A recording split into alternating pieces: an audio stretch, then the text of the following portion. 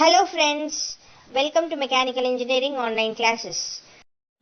Let us see what principle of conservation of energy is.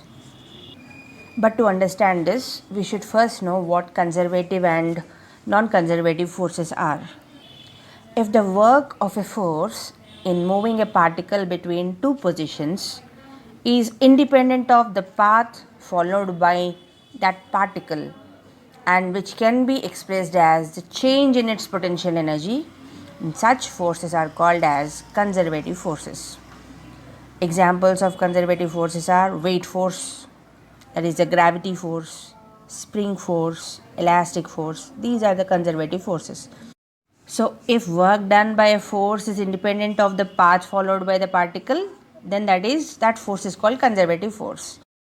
And the forces in which the work is dependent upon the path followed by the particle. Means if work done by a force depends on the path followed by the particle, that force is called as non-conservative force, like viscous force or frictional force. These are the examples of non-conservative forces. Now let us come to see what principle of conservation of energy is. When a particle is moving from one position to another position under the action of only conservative forces, that is friction doesn't exist.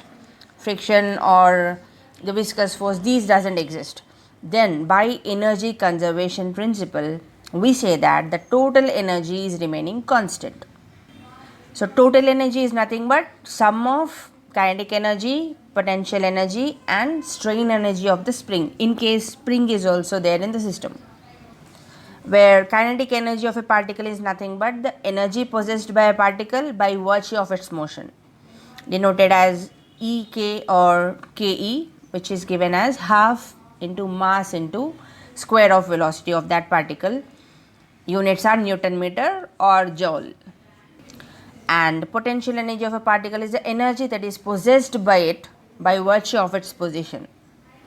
We can find this as work done for the particle moving from position A to B. Now the object is having a weight force mg and the displacement or the distance between the two positions A and B is h. Then the work done is weight force into displacement, which is mg into h. So this mgh is the potential energy, indicated as PE or EP. Another most important term is power.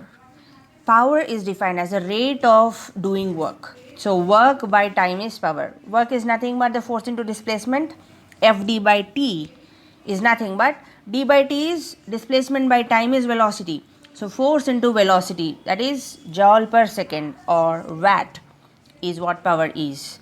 So 1 watt is equal to 1 joule per second, and we know 1 joule is 1 Newton meter. So 1 joule per second is equal to 1 Newton per meter.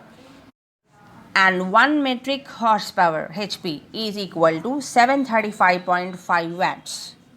Thanks for watching. If this video was of help to you, please like it and share it with your friends. And don't forget to subscribe to our channel.